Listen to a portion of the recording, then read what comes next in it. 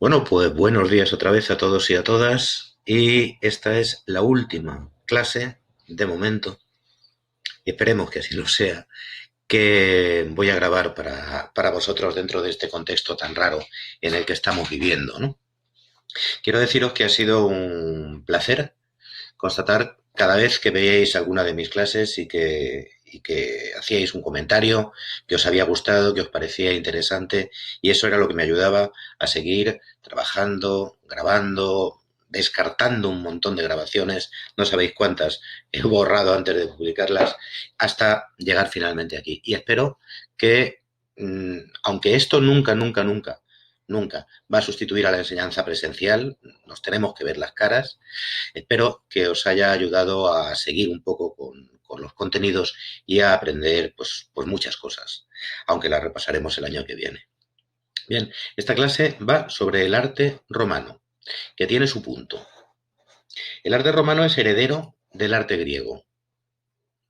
Vamos a ver la escultura, vamos a ver la pintura y vamos a ver el mosaico, porque la arquitectura ya la vimos cuando vimos la ingeniería, ¿no? Igual que los romanos le copiaron a los griegos todo el tema de los dioses, que lo vimos. Igual que le copiaron todo el tema de las columnas y los templos, aunque luego ellos le dieron su personalidad y lo cambiaron, pues también copiaron muchas cosas de los griegos. Eran griego adictos. En cuestiones de escultura, de pintura menos, porque los griegos prácticamente no pintaban, y de mosaico, ¿no? Pero claro, siempre con diferencias. ¿Para qué utilizaban las esculturas los romanos? Pues para adornar. ¿Para adornar qué? Pues plazas. Acordaos, por ejemplo, de las plazas donde estaban los templos, que se llaman los foros romanos, ¿vale? Acordaos del otro tema que vimos. Los edificios públicos, es decir, una basílica, por ejemplo, que era donde se impartía justicia, pues normalmente tenía un retrato del emperador, por ejemplo. Los templos, que solían tener estatuas pues, de los dioses o de los emperadores cuando se convirtieron en dioses, porque los emperadores tenían también sus propios templos y se les rezaba, ¿no?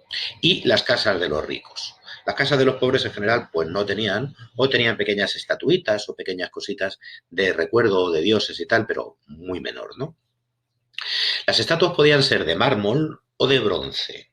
Lo que pasa es que hay un problema, como veremos. Una estatua de mármol sale muchísimo más cara porque lleva mucho más tiempo hacerla. Sin embargo, la de bronce, como veremos, la puedes hacer en serie, con lo cual al final se imponían bastante las de bronce para muchas cosas, ¿no?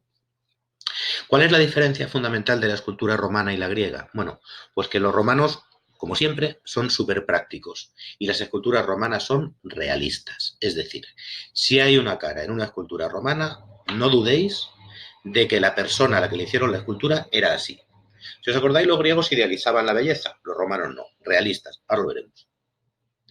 ¿Qué tipo de esculturas hacían? Y esto nos sirve para recordar un poco. Pues hacían esculturas exentas, que se llaman también de bulto redondo, que son las que les puedes dar la vuelta, que no están pegadas a la pared, que no son relieves, ¿vale? Esculturas exentas. Y dentro de las esculturas exentas o de bulto redondo, pues tenemos estatuas de cuerpo entero, hay bustos, luego veremos, y hay estatuas ecuestres, que son a caballo. Si os acordáis de una clase en la que hicimos, no sé si fue, no me acuerdo quién fue el que se arrodilló y se tumbó y no sé cuántos, lo mismo fue Andrés, teníamos estatuas yacentes, que es cuando el modelo está tumbado, por ejemplo, para ponerlo encima de un sarcófago, como hacían los etruscos. Estatuas sedentes, que es cuando el modelo está sentado, acordaos de las estatuas mesopotámicas, aquellas del Patés y Gudea, que estaba sentado el hombre, ¿vale? Estatuas orantes, que normalmente están rezando con las manitas así, o como sea en cada religión, en otras de rodillas, y estatuas ecuestres, que son estatuas a caballo, ¿vale? Pues los griegos, los romanos hacían estatuas a caballo, que ahora veremos. Y hacían también relieves. Recordad que el relieve es la escultura que forma parte de una pared, que puede ser hueco relieve, como hacían los egipcios si está excavada, puede ser bajo relieve si sobresale una mijita, y puede ser alto relieve, como hacían los griegos, por ejemplo, en el Partenón, si sobresale mucho, ¿no? ¿Y los relieves para qué eran? Pues hombre, como están en una pared, pues normalmente son para decorar edificios. Y solían ser de temas históricos, de temas mitológicos y cosas de esas. Pero vamos a dejar de enrollarnos y vamos a ver imágenes. Aquí tenéis estatuas de bronce y de mármol, las dos, bueno, en este caso las cuatro, del Museo de Cádiz. Hay que ir al Museo de Cádiz. No es el mejor museo de España, arqueológico, evidentemente. El mejor está en Madrid, ¿no? Pero lo tenéis ahí al lado y ya está abierto. Yo me hubiera encantado poderos llevar este curso a enseñaros esto en el museo. El año que viene os llevo. Pero de momento, ¿por qué no? Cogéis una mañana con vuestros padres y os vais al Museo de Cádiz a ver estas cosas. Aquí tenéis una estatua en bronce. Bronce es un metal. Concretamente es la del Hércules gaditano, ¿eh? Se lo han puesto aquí en toda la barriga. HG, Hércules gaditano, ¿no? Y aquí tenéis estatuas en mármol, porque los romanos tiraban de ambas cosas, ¿no? ¿Cómo se hacía una estatua en mármol? Pues era complicadísimo. Primero tenías que coger el trozo de mármol, que es una piedra, normalmente de color blanco, de lo que está revestido la catedral. Ya que hacéis el viaje, pues os acercáis a la catedral y tocáis un poquito el mármol de la pared, ¿no? Catedral de Cádiz. Pues se cogía un tocho de mármol y primero se pensaba qué ibas a hacer. Normalmente hacías primero un modelo, por ejemplo, con arcilla, con barro, y hacías una cosa que era sacarle los puntos. Fijaos, ponías aquí una especie de bastidor con unos alambres, unos vástagos, que iban, por ejemplo, pues hasta la mandíbula, hasta la oreja, hasta no sé qué. Y luego cogías el trozo de mármol y tomabas esos mismos puntos como referencia. Y a partir de ahí, pues a darle martillazos al mármol con muchísimo cuidado para que no se te rompa, hasta que lo ibas sacando y luego tenías que pulirlo, tenías que no sé qué. Total, tardabas un montón, una montonera. ¿Qué es lo que pasaba? Que si era un retrato para una persona rica, pues daba igual. Decía en mármol, porque solo quiero uno. Pero imaginaos que fuera una estatua del emperador que había que hacer 50 para poner una en cada ciudad, te podías morir. Con lo cual eso lo hacían en serie. Y lo hacían normalmente en bronce, si tenían que hacer muchas, porque en bronce utilizaban otro procedimiento. De todas formas, los romanos, que eran muy prácticos, ya lo sabemos, a veces hacían, pues a lo mejor un taller de escultura, tenía hechos ahí 50 cuerpos, que los iba haciendo puntos iguales, ¿no? 50 cuerpos. Y según le iban encargando los retratos gente rica, pues lo que hacía era que hacía la cabeza, que esa sí la hacía realista, el cuerpo los tenía hechos en serie, y se la pegaba directamente a uno de los cuerpos que tenía y tirando millas. ¿Vale? Por eso se ven muchos, también en el Museo de Cádiz lo veréis, que están las estatuas y tienen en el cuello debajo como un hierro, que era donde luego los enganchaban en el cuerpo, los hacían por piezas, ¿no? Pero bueno, así les funcionaba. Claro, fijaos, para hacer estatuas ya en serie, es decir, si tenías que hacer varias, o si la querías hacer solo una, pero en bronce, el procedimiento era el que se llama la cera perdida, y es alucinante. Mirad.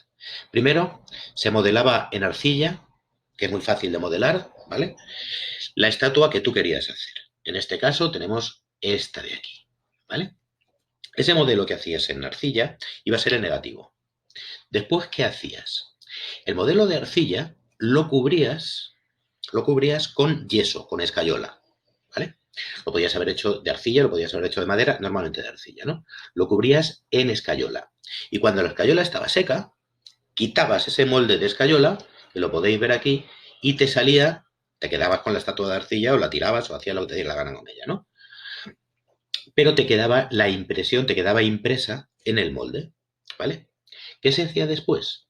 Después se recubría, perdón, el molde por dentro con cera, como la de las velas, igual, ¿vale? Y por lo tanto tenías el molde recubierto por dentro de una capa de un par de centímetros de cera. Lo gordo que dieras la capa de cera, así de gordo te iba a quedar luego el bronce, así que más te valía no ser muy tacaño con la cera, ¿no? Entonces, ¿qué te quedaba? Te quedaba dentro de este molde, ¿vale? Te quedaba el negativo en cera, pero hueco. Te iba a quedar esta misma estatua hecha en cera, pero hueca. Así que antes de sacarla del molde, evidentemente lo rellenabas con tierra, con un emplaste de tierra, de cosas así que luego no fueras a utilizar. Porque si no te iba a quedar toda la estatua, te iba a quedar luego de bronce. Iba a pesar un quintal, iba a salir carísima. Entonces, ¿qué tenemos? Tenemos una estatua, en el momento en que quitabas esto, de cera rellena de arena o de porquerías. ¿Vale? Se liberaba este molde que hemos puesto aquí, ¿vale? Y nos quedaba la estatua hecha de cera, repito, de cera. Después se hacían unos canales, también de cera, unos cilindros por los cuales luego iba a entrar el bronce cuando lo echemos, ¿vale? Y todo este mogollón de estatua de cera llena de arena se metía en otro molde distinto, lo que se llamaba el molde de fusión, ¿vale? Y este molde se calentaba. Recordemos que este molde que veis aquí, lo que lleva dentro es esta estatua, pero hecha de cera y hueca, rellena de arena. ¿Qué ocurre? Que al calentarla, por esos agujerillos que le habías hecho, la cera se iba, se perdía. ¿vale? Pero quedaba el hueco de la cera, si os dais cuenta, ¿vale? A continuación, ¿qué se hacía? Se vertía el bronce en la diferencia que había quedado entre la cera que se había ido y el molde que no se había ido, ¿vale?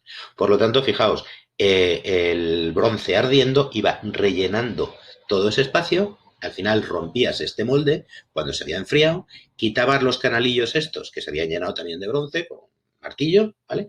Y ya tenías la estatua. Y esto lo podías hacer mientras que tuvieras el modelo en arcilla, lo podías hacer pues, todas las veces que fuera necesario, ¿vale? Con lo cual se hacían también un poquito en serie este tipo de estatuas, ¿no? Muy listos los romanos. Segunda característica, os he dicho que los romanos eran realistas, pero realistas a muerte. Esto es una estatua realista.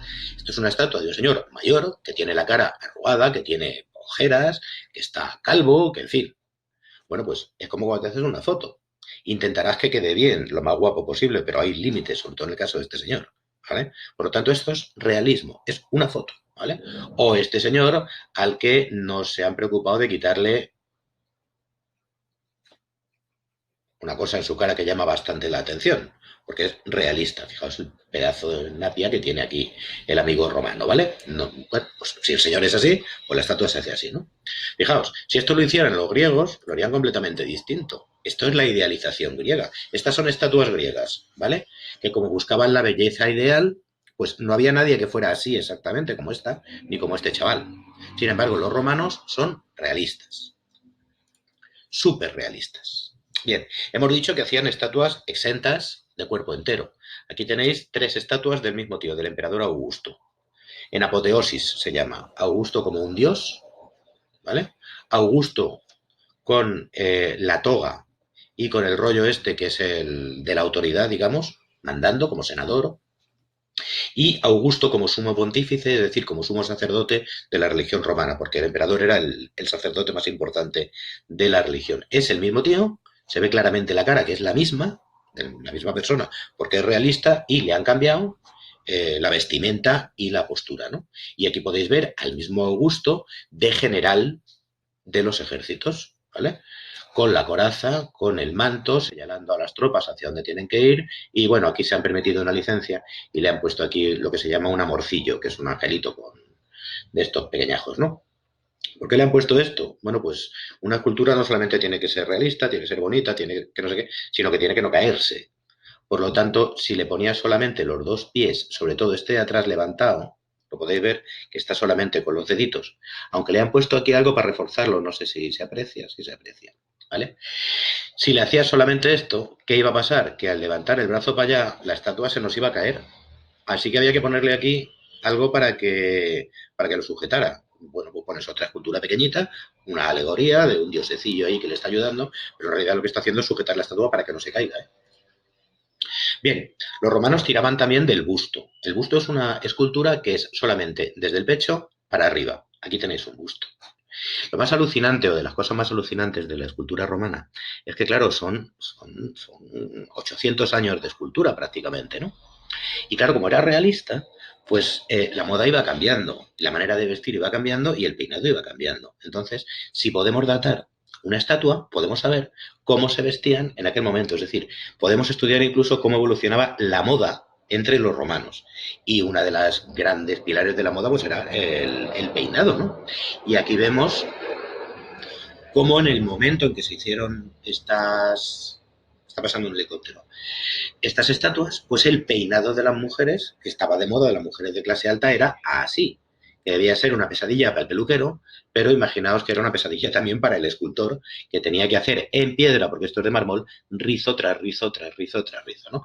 A esta le ha quedado, parece que le ha hecho la permanente, o algo parecido, que era lo que se debía llevar en su momento, ¿no? Es lo que tiene el realismo. Y esta es una estatua ecuestre.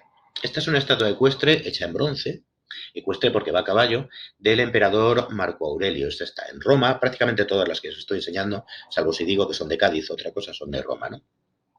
Claro, es una pedazo de escultura en bronce y tiene un par de peculiaridades. Mirad, los caballos, como sabéis, tienen cuatro patas. Bueno, pues este tiene tres pegadas al suelo. ¿Por qué tiene tres pegadas al suelo? Porque si no se cae. Los romanos no habían todavía desarrollado la técnica necesaria para hacer caballos que tuvieran, por ejemplo, dos patas en el suelo, que eso tardaría bastante, prácticamente, ya lo veremos cuando veamos el año que viene el arte del Renacimiento, del Barroco y todo esto, ¿no? Pero claro, para que no se caiga, el caballo tiene que estar al paso. Y los pies del emperador, como veis, están como muy separados, como muy colgantes, porque eso ayuda a equilibrar la escultura. Como veis, también aquí se llevaban bastante los rizos, y en este caso, en la moda masculina se llevaba la barba. Este tío es de cientos de años después de Augusto, y en tiempos de Augusto pues se llevaba afeitadito y con el pelo corto, ¿no? Aquí no. Bien, los relieves. Los relieves se utilizaban pues para adornar edificios públicos, también privados, si te lo podías pagar, y muchas veces eran de temas florales como este de aquí, ¿vale? Parecen flores, parecen plantas, pero sobre todo eran de temas mitológicos y de temas históricos. Hay un montón, pero yo os he seleccionado aquí en Roma esta cosa, este edificio, que se llama el Ara Pacis. Ara Pacis en latín quiere decir altar de la paz. Y se construyó cuando ya el emperador Augusto termina sus campañas, dice, bueno, pues ya ha llegado la paz, una leche, y voy a construir este altar, ¿no? En honor a la paz. Está en Roma, se puede entrar, ¿vale? Por dentro hay un montón de relieves, por fuera también, y es uno de los que tiene los relieves más claros y los mejores, ¿no? A mí me gusta mucho este. La foto no es muy buena, pero la he elegido porque están los nombres, ¿no? Los romanos son tan realistas que comparándolo con otras estatuas, pues podemos saber qué personaje era cada uno. Esto es como un selfie de grupo, una foto de grupo, ¿no? Aquí tenemos a Cayo César, por ejemplo. Tenemos a Agripa, que era el del panteón de Agripa. Julia, Tiberio, Antonia Menor, Germánico, Druso, Domicio y Dominicia, que eran miembros de la familia imperial. Delante de ellos van cuatro flamines, perdón, que son unos funcionarios, y un lictor, que es, digamos, el guardia de seguridad, el que acompañaba siempre a los cargos, a la familia imperial y todas estas cosas, ¿no? Hasta sabemos quién es cada uno. Yo estoy muy agradecido a los romanos por este detalle, ¿no? Pero claro, no siempre los relieves son de la paz, ¿no? Aquí tenemos dos relieves, uno de la columna trajana, que está llena de relieves, os lo puse en arquitectura, donde, pues, sobre todo de batallas, las batallas de las campañas de Trajano, y aquí, bueno, pues al emperador le están regalando un par de cabezas cortadas de enemigos, o sea que tampoco se cortaban mucho estos, ¿no? Y aquí podéis ver un relieve, esto es un alto relieve, por eso os lo he puesto, porque fijaos, el relieve prácticamente se sale de la pared, ¿no? Aunque también hay medio relieves o bajos relieves detrás para crear perspectiva, para crear profundidad. Y verlo de frente es alucinante, ¿no? Porque parece que tiene una profundidad muy grande, ¿no? Esto es un relieve de la cara interior del arco de Tito, de los arcos de triunfo que hay en Roma, donde se celebra la toma de Jerusalén y por parte de los ejércitos romanos. Y aquí el ejército romano pues está volviendo porque acaba de saquear el templo de Jerusalén y se llevan pues, las cosas, ¿no? Este candelabro de 7 brazos es el candelabro típico de las ceremonias religiosas hebreas y claro, pues este estaba en Jerusalén, se lo llevaron. En teoría se llevan también el arca perdida, el arca de la alianza, ¿no? Y más trofeos y más cositas que se llevan, ¿no? Bien, lo último que vamos a ver hoy es la pintura. A los romanos les encantaba pintar las paredes de las casas por dentro. Era la moda. Se ponía, aquí como podéis ver, esto es la piedra y lo que se usaba para la pared. Luego se le daba una capa de yeso, como tenemos en nuestras casas, ¿no? Y luego pintaban, los que tenían dinero, claro, los que no, pues tenían el yeso y punto, ¿no? Porque aquí había que contratar a un tío que te pintara todo esto. Las mejores pinturas que se conservan son las pinturas de Pompeya. Pompeya es una mina, de ahí sacamos de todo, ¿no? Era una habitación real de la Villa de los Misterios de Pompeya. Os pido que busquéis en internet Pompeya, Villa de los Misterios, vais a flipar.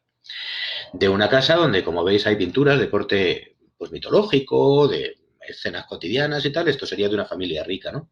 ¿Qué pasó? Que claro, al caer toda la ceniza volcánica, esto se ha preservado durante 2000 años y ahora podemos contemplarlas. Son alucinantes, ¿no? También de Pompeya, retratos y también muy realistas. De hecho, sabemos incluso quiénes son estos dos señores. Os están mirando a la cara dos señores que existieron realmente hace 2000 años y que eran más o menos así. El panadero Terencio Neo, sabemos hasta su nombre, Borbone, y su esposa, que no lo sabemos, ¿vale? Que encargaron este retrato para ponerlo en la pared de su casa o de su negocio. Debía ser gente de dinero. ¿vale? Tener unas cuantas panaderías o lo que fuera. Él lleva ahí un papel en el que se supone que apunta por las cuentas y estas cosas, y ella una tablilla también de cera. Debía estar de moda esta manera de posar, igual que vosotros hacéis así cuando hacéis un selfie, pues ellos hacían esto que les parecía como muy interesante, ¿no? Lo que lleva en la mano es un estilo, que es un punzón con el cual se escribía, y lo que lleva aquí es una tablilla de madera que iba recubierta de cera. Entonces, cuando tenías que tomar notas de algo, con el punzón lo escribías directamente en la cera, ¿vale? Para tomar apuntes. Y luego, si no era importante, pues le pasabas una tabla y eso lo borrabas, ¿no? Y aquí tenemos uno de los más conocidos, que es la poetisa o Safo, la diosa de la poesía, que la veis también con el estilo, aquí, en la mano, apoyado sobre los labios y con unas tablillas atadas con una cinta pues donde está escribiendo, donde está componiendo, ¿no? Bien, hemos visto la escultura, hemos visto la pintura y ya terminamos esta clase con los mosaicos. Los romanos también cogieron la técnica del mosaico de los griegos, pero la perfeccionaron, ¿no? Lo hacían con pequeñas piezas de colores, depende del material, claro, que se llaman teselas. Supongo que esto lo habéis visto en plástica. Y se incrustaban sobre una capa que estaba compuesta por distintos materiales para que se pegara, ¿no? Los romanos utilizaban el mosaico tanto para el suelo como para las paredes. Y había un montón de temas, ¿no? Fijaos, temas geométricos, aquí cenefas, cuadrados, triángulos también, de la naturaleza, aquí tenéis pájaros, animales marinos, luchas de gladiadores, pues un poco de todo, ¿no?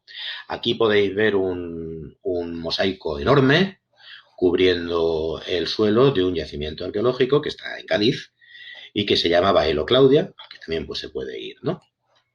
Y finalmente os he seleccionado otros dos mosaicos de temas distintos que podéis encontrar también en el Museo de Cádiz, para que veáis que lo tenéis muy cerca. No son los mejores del mundo, pero los tenemos aquí al lado, ¿no?